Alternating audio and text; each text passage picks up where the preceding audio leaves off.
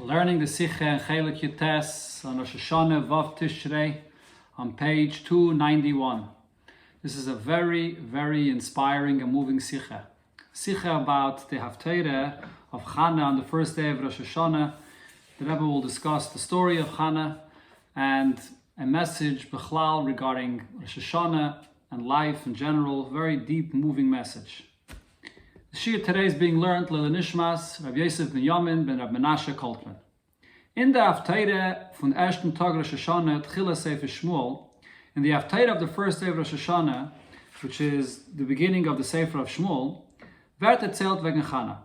So the story of the Haftarah is about Hana, Eishes Elkanah, the wife of Elkanah, whereas the Teichen is the content of the story of this Haftarah is, as frier uz lechana ein yeladim.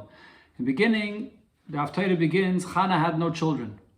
Und danach, and then later, durch ihr Tefillah, zaynig in Shilei b'Mishkan, she davened to Hashem, she came to Shilei in the Mishkan and davened there. Is sie nifkat geworden mit Tazun. Hashem answered her prayers and she had a child, which is Shmuel Anavi. Now, the Mechovin from Kriyas Haftarah b'Chagim, in general, the purpose of reading the Haftarah on a Yom Tiv, v'bayala Haftarahs, as it is with all Haftarahs, is al derech v'Kriyas Haftarah, similar to when we read from the Torah, Meloshen Neirah, reading from the Torah, which is to take a lesson. As a Yid soll davon ablernen, a Hira in der Aveda von a Yiden in dem Shabbos and in dem Chag. That the Yid reading this has to learn a lesson in his Aveda and serving Hashem, whether it's on that Shabbos or that Yom Tov. On Azayach ben Yaneinu, the same is here also regarding the Haftarah of the first day of Rosh Hashanah. Afal pi, as the tam, for was man sagt the Haftarah with Rosh Hashanah, even though simply the reason why we read the story of Hana on the first day of Rosh Hashanah is weil Hana is nifkat geworden by Rosh Hashanah, because Hashem answered her prayer on the first day of Rosh Hashanah. So, not necessarily is the story and the theme of the story related to what Rosh Hashanah is about. It's just the timing that's the time when she was answered. However, this Haftarah also has in it more than one lesson in the service of a Yid, serving Hashem on the day of Rosh Hashanah. And of course, this Haftarah also has many different lessons in general. So since the Aveda, here the story in the Haftarah of Hana serving Hashem, that brought her to be answered, that Hashem gave her a child, this is the main point of the Haftarah and its connection to Rosh Hashanah, is given itfila b'shilai. So the Haftarah speaks very much about her davening and how she davened when she came there to Mishkan Shilai. Is mistav loymar, so it's logical to say as the limud ikri from the Haftarah. So the main lesson that we have to take from this Haftarah, benigei the avodah von hayidin b'Rosh Hashanah, is in tfilas Hana. The lesson should come primarily for a Yid in Rosh Hashanah to learn from the way Hana davened to the Eibishter. Especially according to one opinion, was brengt sich in Shalah, which the Shalah quotes, as euch tfilas Hana is given by Rosh Hashanah. That not only was she answered on Rosh Hashanah, but her davening was also on Rosh Hashanah. So certainly it's a hira for our Aveda on Rosh Hashanah. Wenn wir das verstehen, behektem Mabir, so we'll understand this, with first explaining an explanation that's necessary here in dem Sippur wegen Tfilas Hana, in the story of Hana davening. As frier hat Eli HaKayin ihr angenommen als Ashikeira. So the story in the Haftarah is that Eli HaKayin saw the way she was davening, and Eli HaKayin looked at her and said that she seems to be intoxicated. Weil ihr Tfilas gewähnt in Aneifen von Medaberes Aliba. She was davening quietly to herself with a very big concentration, and she was speaking to herself, and she looked like she was intoxicated. Und hat ihr der Fahr ausgerät ad Masai tishtakoren. And therefore Eli rebuked her and said to her, until when are you going to be drunk like this? Und Hana hat ihm auf dem geantwortet, and Hana answered her on this, Lo yadayni, no my master, I'm not drunk, but rather ve'eshpoich es nafshi lifnei Hashem. I pour out my soul to Hashem. That's the basic story over here in the Haftarah regarding this part of the story, the davening of Hana.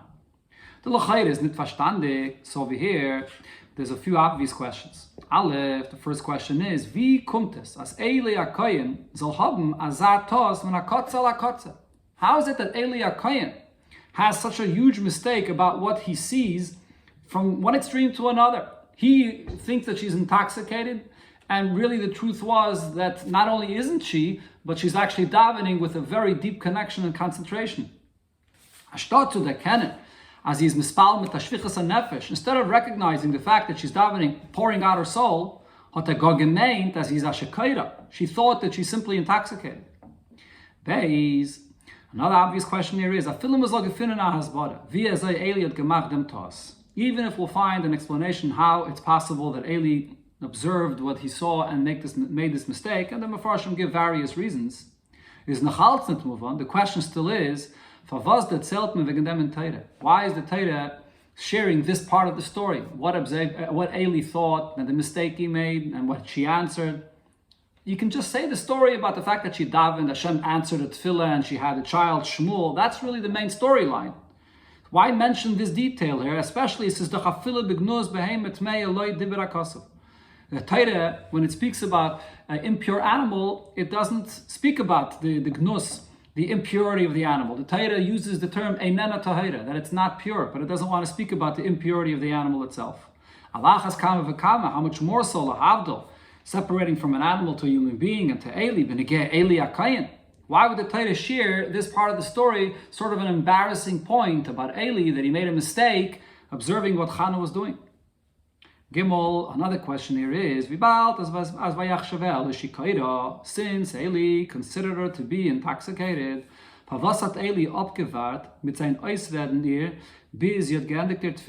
why did Eli wait to speak to her about this and to tell her off, sort of, until she finished davening? Rashi says Eli was waiting, and he waited until she finished davening.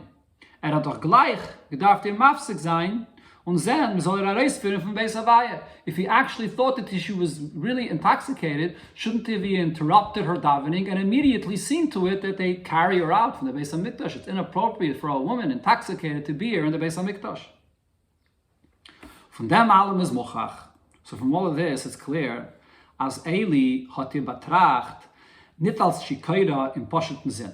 Eli did not consider her to be intoxicated in the simple, literal sense.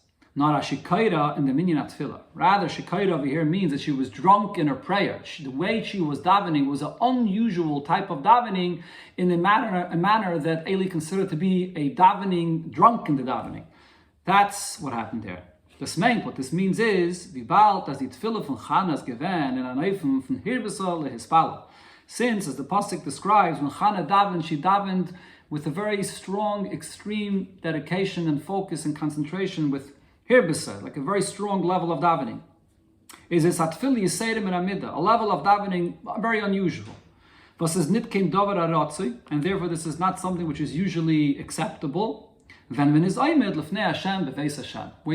in front of Hashem in the Beis HaMikdash, this kind of davening is usually not acceptable. As the Rabbi will explain in the end of the Sikha, what this is. What is it that he saw in her davening that is unusual and that's not expected in such a place?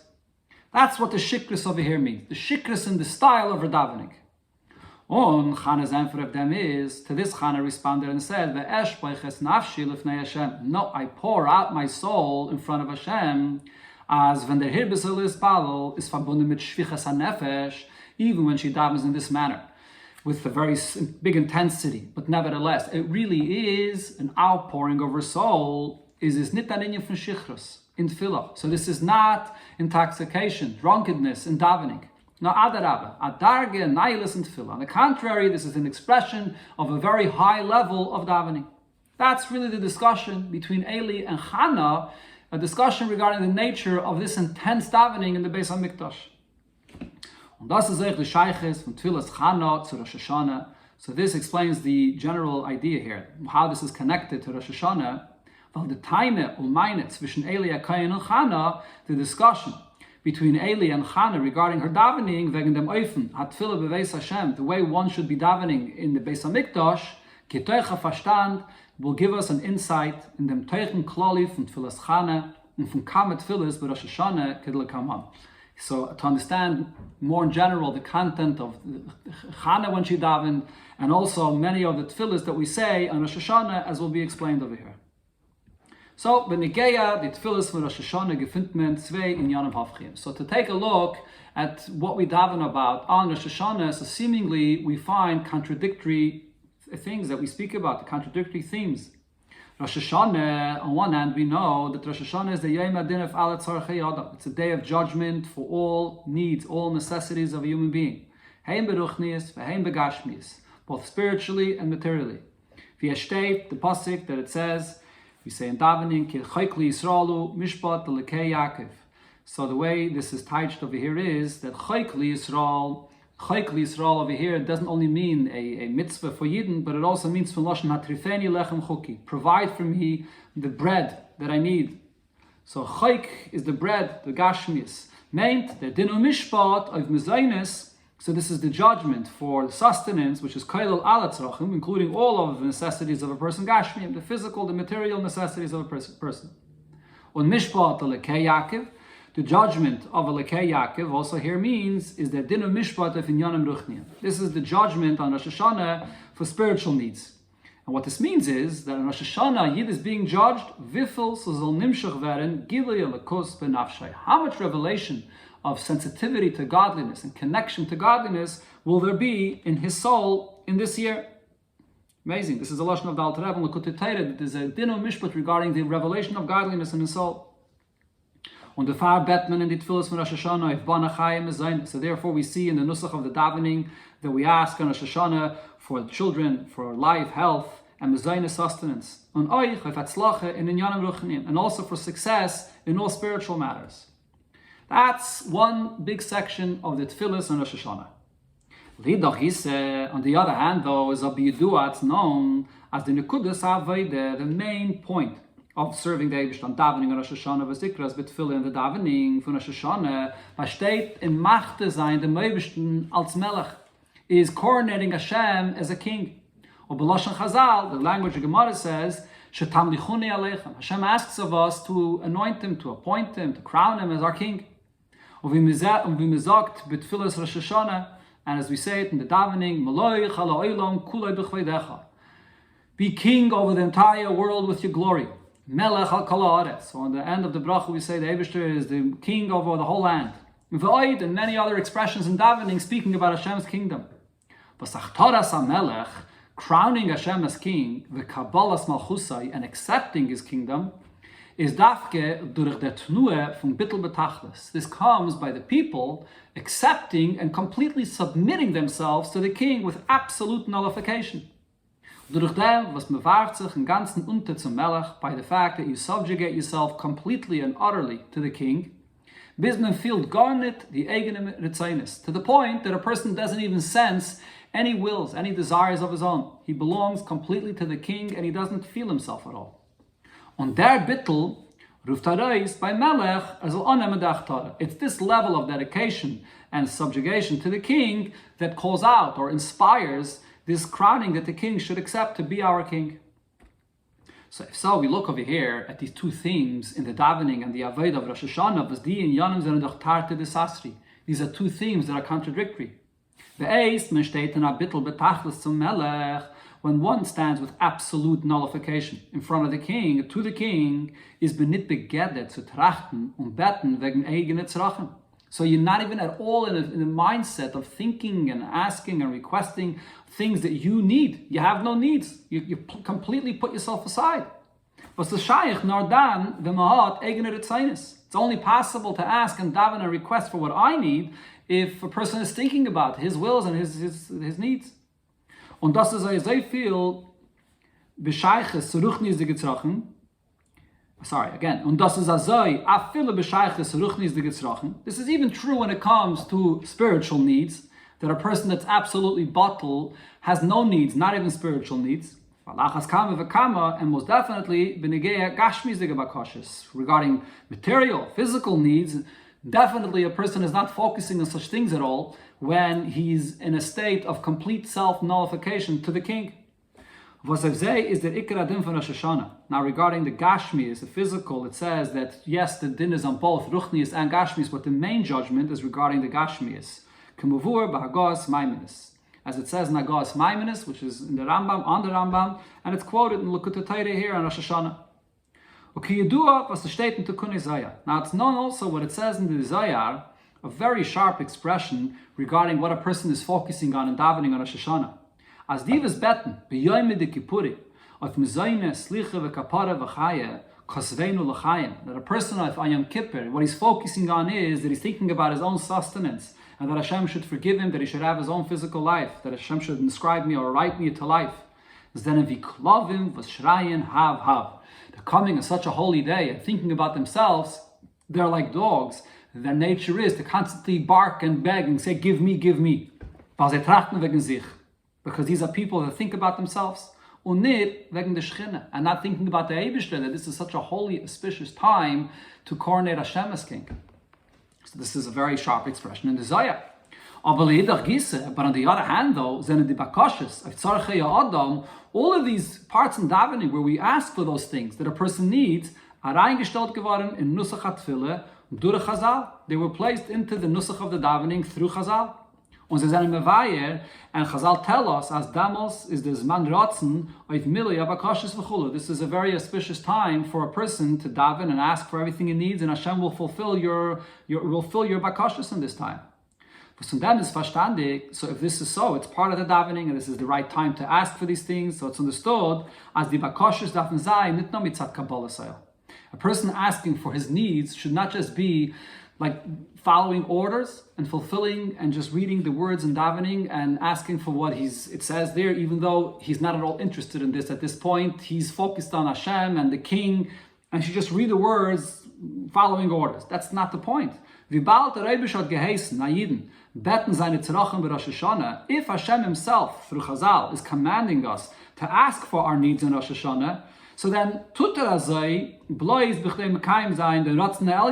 so a person may say to himself, no, if this is what Hashem wants, so I'll ask for these things, even though I'm totally not present in this, I'm not focusing and thinking about this at all, I'm really bottled to Hashem, but if Hashem wants me to ask, so be it, I'll listen to what he says to me. But that's not the attitude that Yid is supposed to have in davening. No, rather, in an oifin, as hota rotzen vehergish nitzrochem amavukashim. The mitzvah of davening is that you say the words and you're there. That's the place where you are, and that's what your needs are, and therefore you turn to Hashem with your heart and ask for them. So you're sensing, you're feeling, you're experiencing that I need these things. So therefore the tefillah is a serious thing that you feel yourself. So how does this go together with what it says in the Zohar? That these are people that are like dogs that are asking for themselves. Das heißt, so this means as follows. Von ein Seite darf man wählen und mechaben sein in dem Teil von Davenen. So on one hand, a person should have that will, and he should also concentrate in this part of davening. As the Rebbe soll ihm geben seine Tzrachen, that Hashem should provide for me my needs, the needs of the person. Was the Rebbe was thereby fordert sich. So if you're actually davening for this and asking and need this and want this, so over here it's demanded mizal feeling the negative mitzvahs. You got to sense yourself and know what it is that you need. To feel what it is that you're lacking and turn to Hashem and ask Him to fill that. Together with this, at the same time, you have to be completely permeated with the Aveda of the day, which is to crown Hashem as king. Was fordert a vollständigen Bittel, which demands an absolute self-nullification. Was is Sheilel, the eigene Metzias, which completely negates you as an entity for yourself and thinking about yourself. So how do these two contradictory themes come together in Rosh Hashanah, and especially in the Nusach of the davening on Rosh Hashanah? Now seemingly can man fragen dieselbe Shaila, ich bin gehe, die Tfilis von Kol Hashana Kula. Similar question we could ask regarding davening every single day of the year.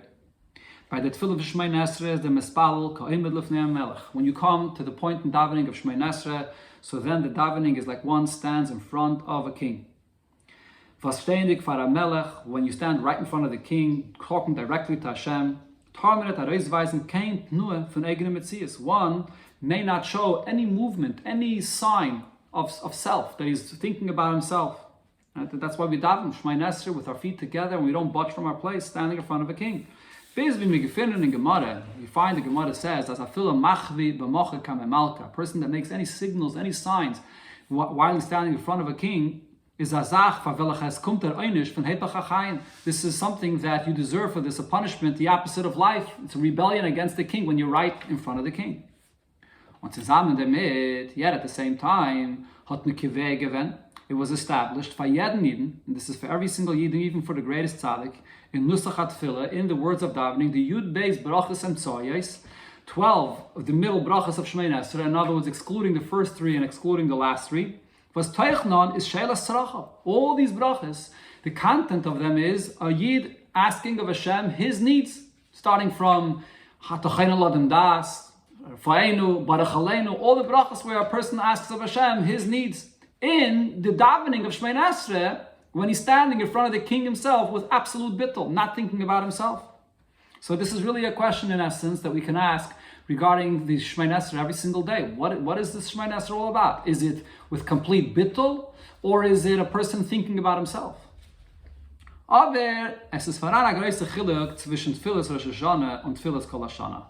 However, there's a big difference between the davening on Rosh Hashanah and the davening every day of the year. And therefore the question is really much stronger, or really maybe only regarding the Tefillah of Rosh Hashanah. B'chol Hashanah, all year, nach der Achtara von Rosh Hashanah. Our relationship to Hashem is after we coordinated him as king. And now we are his people that are coming to speak to the king that has already been established as king. Is the Eibishter Kaviyachol via Melech was firtan mit HaMedina. So therefore, our relationship with the Eibishter at this point, every day of the year, is like a king, which is already a king, and is governing his people, and is guiding and giving, providing for his people, for the people in his country. So the Far is dan der Bittel from the Bnei HaMedina zum Melech HaNeifen. So at this point, the subjugation or the nullification to the king is to the extent as es Herzachon, as es da, the Metzies and the Tzrachim from the Anshe Medina. That what's sensed over here is that there are people. There's the people in the country that have their needs. At this point, the king is already a king, and he's focused on governing and providing for the people. In other words, they are significant. They're here, and the king is connecting and giving to them. It's just that when you come and stand in front of the king to speak directly to Hashem himself, it should be noticeable as the ganze Metzies von der Medina, that the entire entity of the country is nicht kein Selbstständige, it's not independent, nor sie ist unterworfen der Melech, it's all subjugated to the king. So therefore, yes, it's true that we sort of see in Shemay Esrei 2 opposite things. On one hand, it's an absolute bittul that you stand in front of the king, and at the same time, a Yid is davening to Hashem, asking for his own personal needs. But for every day of the year, the point is that this is already a time period where the king is here to be your king, to provide for you. And therefore, even while you come with self-nullification to the king, but it's a connection to the level of the king, which is related to you, to your Metzias, which is bottled to him. So it's not such a big question regarding every day of the year. But on Rosh Hashanah, now is the time where we are coming to coronate him as king, when is noch meroimim und abgetragen von an Hages HaMalucha. So this is the king, the Eibishter himself, which is exalted, elevated, removed of being king, of being connected to the people. Here, what's demanded is a much greater, a much deeper level of bittul, of nullification. A bittul betachlis, an absolute bittul to Hashem. In welches herzach nitan kein zach is in the melech allein. At this point, when you're focused on appointing, on establishing Hashem as king, so over here, the people have to express their absolute bittul to the king, that we belong to you, we're subjugated to you, absolutely, without focusing on themselves at all. So here is the question, wie kämen in a zamatzev beten by the melech wegen eigene tzrachim? On such a day, when there's such a deep level of bittul that we express to Hashem and coronate him as king, how could in the same time a big section of davening be all about the din umishpat, the judgment about our own personal needs, even down to the physical needs? So the explanation, the answer for this is as follows. Das was a Yid bet of Zayne in Yonim Rosh Hashanah. What you have to know is, when a Yid comes and asks of Hashem those things that he needs in Rosh Hashanah, darf sein dem mevukish nit zu lieb sein teyeles. The goal, the purpose here has to be not that he's asking for these things just for his own personal sake, for his own personal use. That he should have an abundance in whatever he needs and wants in Olam Hazeh in this world. Or even to have an abundance in whatever spiritual revelations he wants and desires. No, rather, all these things that he's davening for has to be als hemshech zu der Aveda von Tamlichuni Aleichem. It's actually following and continuing, bringing the melucha, the kingship of the Eibishter upon us. What does this mean? In order that the glory of Hashem, the kingdom of Hashem should be fulfilled and revealed in the world, so that this should be fulfilled, is in the ganze Welt soll sich ansehen, Malchus shel HaKadosh Baruch Hu, that in the entire world it should be noticeable. The kingdom of Hashem is das durch dem, was Hayid vernimmt sich mit Inyane Olam Hazeh. It's through the fact that a Yid, which vernimmt sich, he's occupied, he's busy with matters in this world, macht von sei amacha in the Shifte Yisbarach, and he utilizes everything in the world for the proper sake to create for this a place for Hashem to dwell here. So when a Yid has all these Inyani Olam Hazeh, it's in order to fulfill and bring down the Meluch of the Eibishter in it, in the world. Und wie bald as jeder Yid hat Nitzoitze Kedosha, welche seine Shayach zu seine Sham. So since every single Yid, there are certain holy sparks that are related specifically to his Neshama, und welche dafke darf mevara sein, and he specifically must elevate them, refine them and elevate them. And they are there, they are enclosed, they are found in the physical objects and the physical portions of the world that Hashem gave him and for his Avodah. So therefore, when a Yid davens regarding everything he needs, including his physical needs, what he's asking of Hashem is, as die Sachen, Tzrachim, that Hashem should give him the sustenance and all of the needs, all of these things that he has, Kedei, as al durich zei, oisfir, in them tail, from Maleich ala oilam, kulei was a shayach tzim, to give him the ability to be able to fulfill his portion in the world, to bring the kingdom of Hashem in the entire world, and he should do his part in the portion that Hashem is going to provide for him, to be able to elevate the holy sparks and connect it to Hashem. So this is the Yid's attitude and his davening, thinking about not just the physical things, the way he's going to use it for himself, for his own tayelis, but to utilize it to serve Hashem and to reveal Hashem's kingdom in the world. So then it comes out as Eich in Bakashas Tzracha from Rosh Hashanah, that even when a Yid is davening for his own needs in Rosh Hashanah, is nit a reingemischt, a hergish from Mitzias Adam. This doesn't involve at all any feeling of self, or feeling your own entity. Because all these things that you're asking for, all the abundance of Gashmias, is all for the Eibishter's sake, to utilize it all to serve Hashem. On the contrary, das kommt dafke mit seinem Tachlis Abittel, in welchem steht bei der Avede von Achtaras HaMelech. The Yid's desire and ability to be able to utilize and elevate all this Gashmias for the Eibishter's sake is only through the deepest and absolute bittul that a Yid has when he crowns Hashem as king. Why is that so? Warum wie bald as bitter an Itzaitzis hat zu tun und ist verbunden mit Etzem an Neshama. Because this Avodah of a Yid utilizing the Gashmias for the Eibishter's sake and refining and elevating the holy sparks that are there, this is an Aveda which is connected to the very essence of the soul of a Yid. It's only with the power of the very essence of the soul of a Yid that you're able to extract and take out that holiness that's hidden and embedded so deeply low in this world. So the Aveda of a Yid, that he wants to have all this Gashmias for the sake of the Eibishter, to be mevared of his Gashmias, is through the power of the very essence of his soul. Just like when it comes to Hashem's purpose in creation, that Hashem desired for there to be a dwelling for him here in this world below, which is accomplished through the Aveda in this world to refine and elevate the world. This desire is rooted in the essence of Hashem's desire. The same is also true regarding the Yidden that fulfill this in the world. They are the ones that actually make this happen.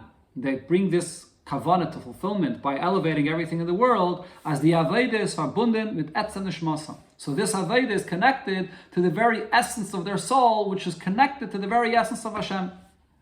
So therefore, when a Yid is asking for the Gashmis to utilize it for Hashem's sake, it's not only that it's not selfish, and he's doing it for Hashem's sake, but this actually expresses the very essence of the soul of the Yid. Was in etzem neshama is doch nit shayich the ganze inyan von eigener Ritzainus. So therefore, if this desire comes from the essence of the soul, so here there's no self, no independent wills of the self of a person thinking about what he has in this. Sie is chavuka udvuka bach. The essence of the soul is embraced and is cleaving to Hashem. Yechido yachtach. It's absolutely unified with Hashem himself. So therefore, it's verstandig, it's understood as the bakashas tzrachav. When a Yid is davening and he's asking for his needs, kedei to oistir, the kavana al yaina, but all with the purpose to fill, to bring, to accomplish Hashem's purpose in creation, is verbunden mit dem Bittel von etzem neshama. This is an expression, and this is connected to the deepest level of bittul, of the very essence of the soul to Hashem. Was wird es gale in der Aveda von Tamlichuni Aleichem, which is revealed when we coronate Hashem as king, the absolute self-nullification to Hashem, to coronate him as king, and then that it continues and is expressed also in the part of davening where we speak about what it is that we need and ask of Hashem. It's also all an expression of the Aveda, of the essence of the neshama, to connect to Hashem. So this ties together the two parts of davening. It's all really one thing, one point of fulfilling Hashem's purpose in creation to make the dira b'tachtainim in this world. However, here we can ask on this: the bakashas tzrachav from Rosh Hashanah haben Chazal keveh given in nusach atfila for jeden Yidden. This nusach of davening, speaking about Yid davening and asking Hashem for all his personal needs, is established in the nusach of davening for every single Yid, in jeden Maim mit dem Matzev, in whatever condition and situation is found in, was gefindt sich, that he's in. A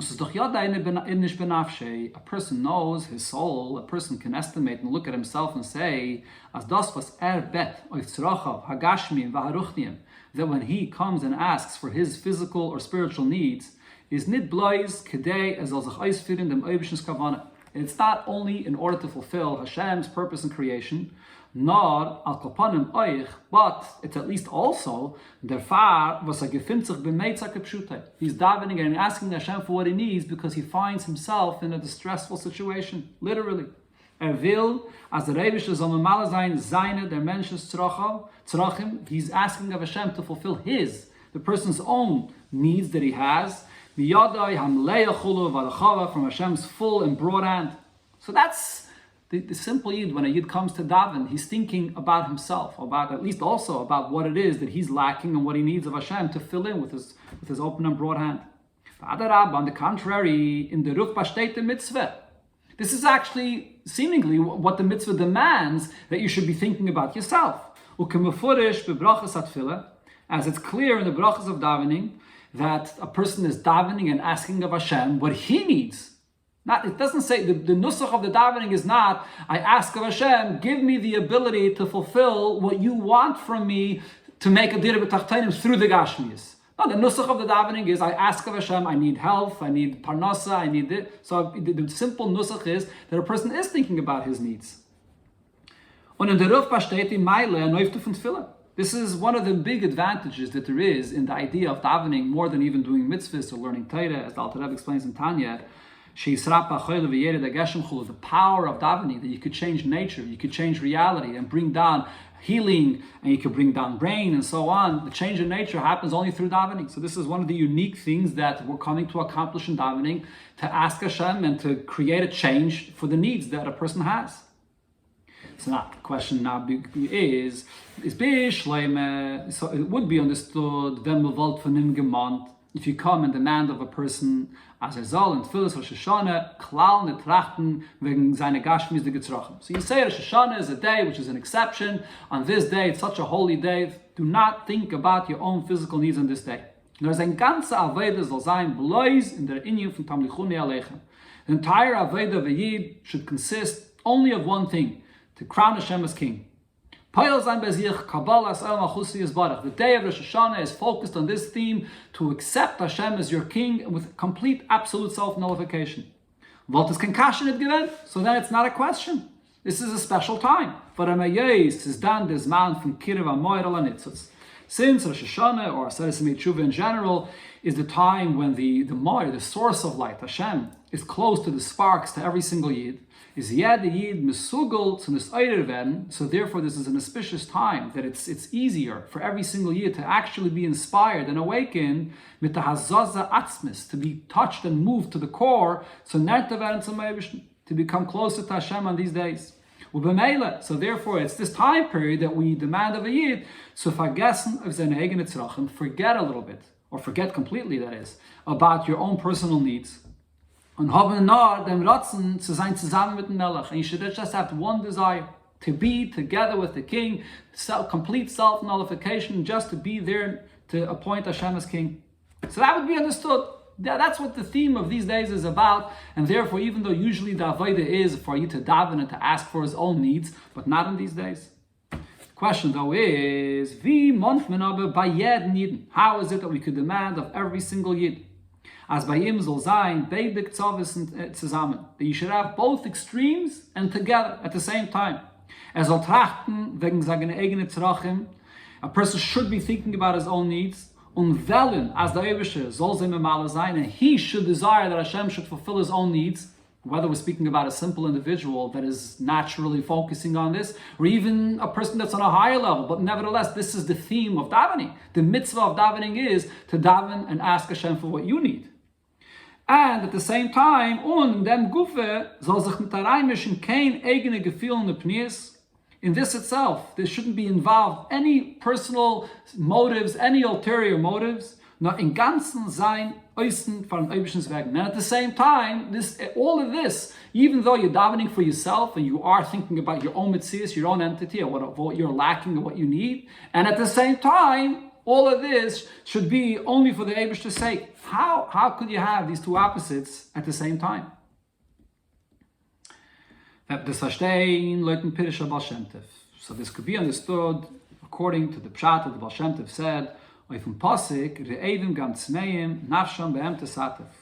a person is hungry and he's thirsty, so it's the soul of the person which is lacking, it's the soul of the person which feels that it's empty and it needs. What does this mean? So the Baal Shem Tov said, as der Hunger und Durst von Guf, when a person is hungry or is thirsty, the body is hungry or thirsty, he wants something to eat or drink, that really it's the soul in the Yid that's lacking, that wants. The Nefesh will mevare sein, the Necessities von der Meichel Mashke. It's really the soul that is desires to elevate the holy sparks of this food or this drink. It's those sparks are related specifically to him. It's he that has to elevate them, and therefore his soul is the one that really desires that he should eat and drink to elevate these sparks. That's what the Baal Shem Tov says. So when a person is hungry and thirsty and he wants to eat something, it's really the holy sparks that are there in this that his soul wants to elevate. What does this mean? Das heißt, what it means is, as chosh the mensch feel bloy sein tivis den Hunger zu essen mit tzadaguf. Even though what the person may be sensing, being a physical human being in this world, he doesn't feel his neshama. All he feels is the natural hunger. Person that didn't eat, he feels his body is hungry for food. Is this aber be'emes? The truth though is that physical hunger you feel is not the real source of the need, of the hunger that you feel. Is this aber be'emes der Hunger von seiner Neshama zu der Nitzaitze Kedusha shebemeichel was gehören zu him. It's really the soul, which is the true entity of the Yid, that has the desire, that has that need, that hunger to elevate the physical, to elevate the holy sparks that is. Now, the neshama, which is in your guf, and therefore it comes out and it's expressed through the fact that your physical body is hungry. So you feel the physical hunger. But that physical hunger, it's malubish in the physical hunger. It comes down in the physical hunger, but it's really your neshama which is hungry. The same thing is also here, the subject that we're discussing regarding the two contradictory themes of Rosh Hashanah. How do they come together? How can we say that a Yid should feel and have a desire and daven for his own needs, and at the same time it's all for Hashem's sake? When a Yid davens, and he davens with the supplication, begging Hashem, as the Rebbe soll ihm geben tzrochav agashmim varuchnim, that Hashem should provide for him his physical and spiritual needs. And he's really thinking about this, he's focusing on this. So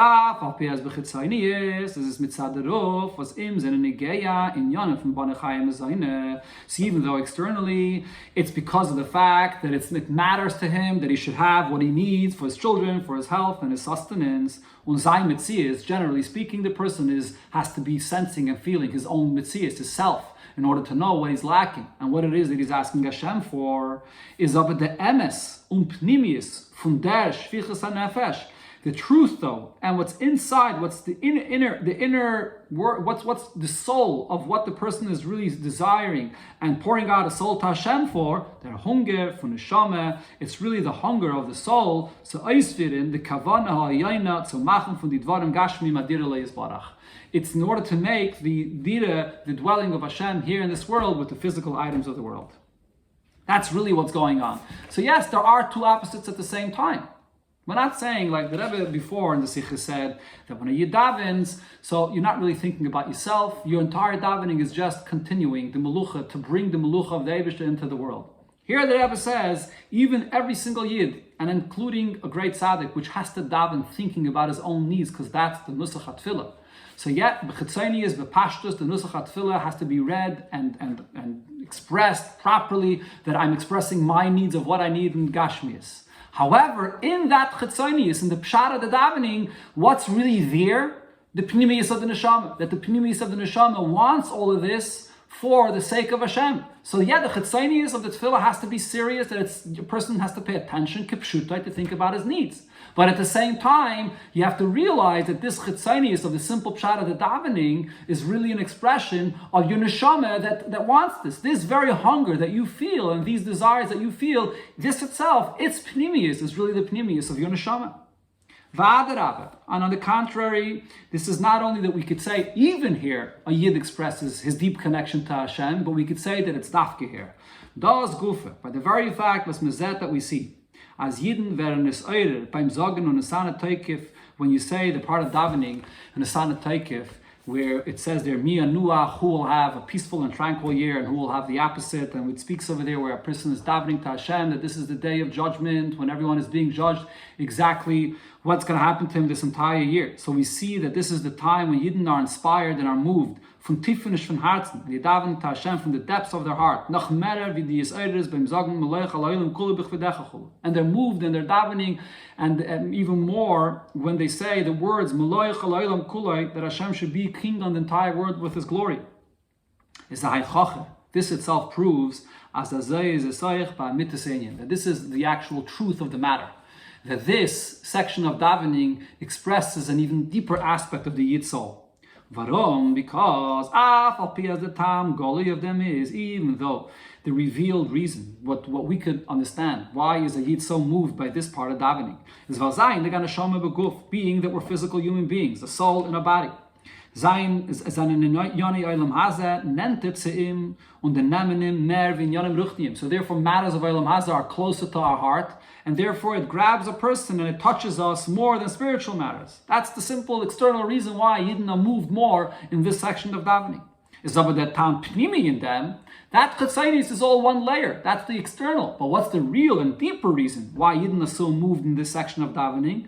Weil the kavane von atzmusi is barach is dafke in dire b'tachtainim. Because from Hashem's perspective, this is what His desire in creation is, that there should be a dwelling here below, in the lowest aspect of the world. So that desire of Hashem is also expressed in a Yid, that he gets moved in this section of davening. So while you think that you're being moved in this section of davening because these are things that are close to your heart, really the true reason is because this is an expression of Hashem's desire in creation that's coming out in your inspiration here. And therefore, therefore Yid is very inspired in the bakashas dafke, in these that this section of davening where you're asking of Hashem for your simple life that you need in this world, was b'pnimius, deeper. What's really happening here is dass the azaza atzmis von etzem neshama. This is the person himself that's being shaken up and he's being moved to his core of the very essence of the soul. So eisfir in the kavana ha'yayna to machen die Welt adir leis barach, in order for him to be able to make the world into a dwelling for Hashem. That's really what's going on in the Yid's davening. So this is an unbelievable approach to understand what the inspiration and our feeling that we have during davening is, where this is really coming from. Chassidus tells us, the Rebbe is telling us over here, what's the real source of our inspiration and our feelings that we have in davening on Rosh Hashanah, even, and not only even, but specifically when we're davening about the Gashmius of our life.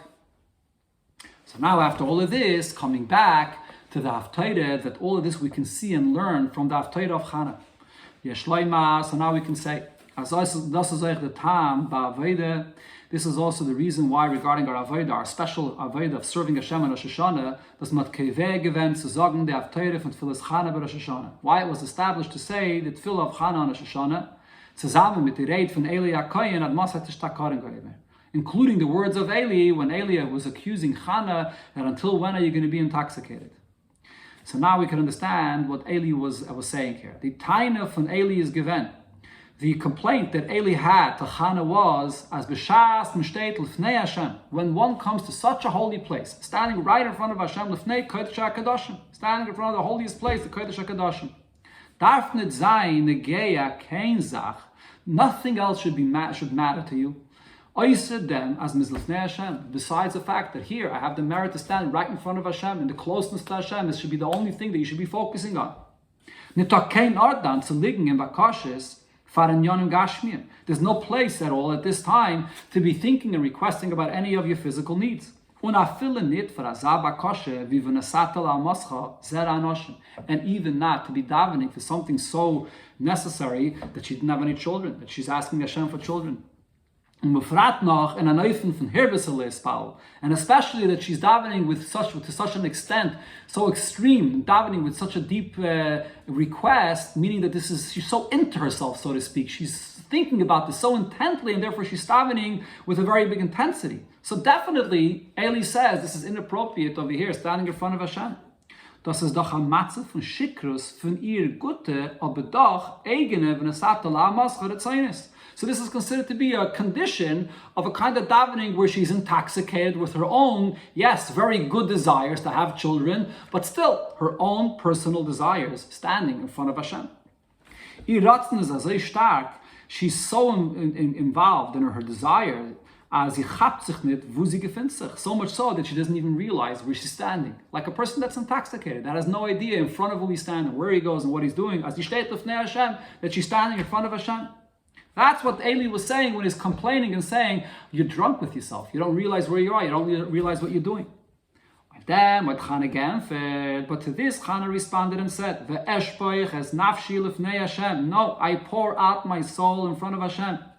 Nit nor is it tefillah fazera anoshim, nit kenin von shichras chas v'shalom. And eigener itzainis, what she's saying is that not only is her davening for children not being intoxicated with her own personal desires, God forbid, nor verkehrt. On the contrary, the opposite is true. Das ist ein Ausguss von Pnimius HaNefesh. This is actually an outpouring of the innermost essence of her soul. Was das dafke hat a shayches zum Matze von Stein lefnei Hashem. And this has a very deep connection to where she is, standing in front of Hashem. As it says, Bakshu Panak, that you should desire and want only the Pnimius, the essence of Hashem. Vadam is panecha avaya vakish. A Yid only wants panecha avaya, the innermost essence of Hashem. Was hat nit kein eigene Ratzen. And here, in this desire, there's no will of self, there's no desire of self. Kol mitzuyusa is was chavuka dvuka ba. Her entire entity is just the embrace and the cleaving to Hashem, to be one with Hashem. Right? So therefore, what she's saying is, when I'm davening for children, even though externally it seems like that I'm thinking about myself, but as the Rebbe explained before, what's really happening, this is really an expression of the deepest essence of the Yid, that he wants to fulfill the dir b'tachtainu, he wants to fulfill Hashem's will, and in this case, it's regarding having children. We see that as soon as she made this request to Hashem, she immediately made a vow. As oib v'nesatel amoscha zera anoshim, that if you're going to give your maid children, is v'nesativ la Hashem kol yemei chayav. I will dedicate him, I will give him to Hashem all of his life. Sein ganze Leben wird sein, nicht kein eigene. His entire life will not be independent, nor a weggeben zum Eibishter, will be completely dedicated to Hashem, as it was with Shmuel Hanavi. So why is she saying this and making this vow immediately? This is not just an additional thing that she's saying in order to be zeicha to have children, but this is expressing what her davening really was. When she was asking for children, is nitzalib zich. So really, she wasn't asking this for herself. Nor blois to leave them Eibishter's wegen. She was only asking it for Hashem's sake. Was vertehed benafsha pnima, which she sensed in her soul very deeply, and this was what she was pouring out her soul when she was davening to Hashem. Und davon hat jede Yida Hira b'avidasi Yisbarach in Zayin Tefillah b'Rosh Hashanah. So from this we have a very important lesson in the Avodah of a Yid, in the davening of Rosh Hashanah. Es ist nicht genug, it's not enough, was the Pnimis von a Yidin is kedaboy, that the innermost essence, that the soul of a Yid is good, is holy, and it's the way it should be. Now the Pnimius, that Pnimius has to also come out and be expressed and be revealed in the other aspects of a Yid's life. Und wir fahren therefore, b'shas a Yid stellt sich b'Rosh Hashanah beten beim Eibishter auf tzarach av hagashmi. When a Yid comes and stands on Rosh Hashanah in front of Hashem to ask for his physical needs, or even his spiritual needs, is da the bechinas Eli HaKoyin shebenafshay. So you have that level, that aspect of Eli HaKoyin that could be in the soul of every single Yid, was tainet to him, which will complain to you and say, Ad masay tishtakarim. Why are you even thinking about your own physical needs? Why are you getting intoxicated with these matters? Was für a trachten ist, wegen in Yoni Olam Hazeh und eigene Tzrachim, in Azaz man von Achtoras HaMelech. Why are you thinking about your own physical needs in this world in a time when you should only be thinking about crowning Hashem as a king? It's inappropriate in Rosh Hashanah to be thinking about these things. Afal Pikein, but yet, the answer to this is one has to know. Dafer beten fardin yonim. In order to reveal that innermost essence of your neshama, to be begili, to come out in all your life, so you do have to ask Hashem for all these things. Because really the opposite is true. Das Gufe ruft is dem Empfang von Hana. When a Yid davens about even these matters, even physical necessities, on Rosh Hashanah, this brings out the response that Hana said, as by Yed Yid, that this is true regarding every single Yid. Afille der was the Weile tracht wegen seiner eigene, wegen seiner Starkes und Slib sich. Even this Yid that thinks that he's davening and he only thinks about himself of what he needs, is the pnimius from the bakashe. But what's the truth? What's the pnimius of what his davening is all about? An inyan from the eshpoiches nafshi lefnei Hashem. It's really expressing his soul's outpouring to the Eibishter, oizgus from pnimius hanefesh. The soul, the outpouring of the innermost part of the soul, versus chavuka udvuka bach, which is embraced and in one with Hashem. Ein zach mit atzmusi yisbarach. One with the very essence of Hashem himself. That's really what's happening when a Yid davens for the Gashmis in the world. Und geschehen wie der Empfang von Hana and ganzen verämpft Taines Eli. And just like the answer of Hana, completely it was a response and totally answered the complaint of Eli. Bis as Adarabe. Eli hat Masken gewähnt mit ihr, until Eli agreed with her. Bis zu geben ihr sein Brache und Avtache. Until Eli gave her a blessing and promised her in them regarding what she was asking for, that Hashem will give you and answer your request, which you have asked of him. So too is the Eibishter, from the Yidden, the Eibishter fills the request of every single Yid for Hashana, Teiva, Umesuka, for a good and sweet year, Kipshuta, literally, B'Teiv, HaNirva, Nigle, an open and revealed good, B'Bane, Chaye, Umezayne, with children, and life, and health, and then sustenance, U'Bekulam, Reviche, and in all of them with an abundance.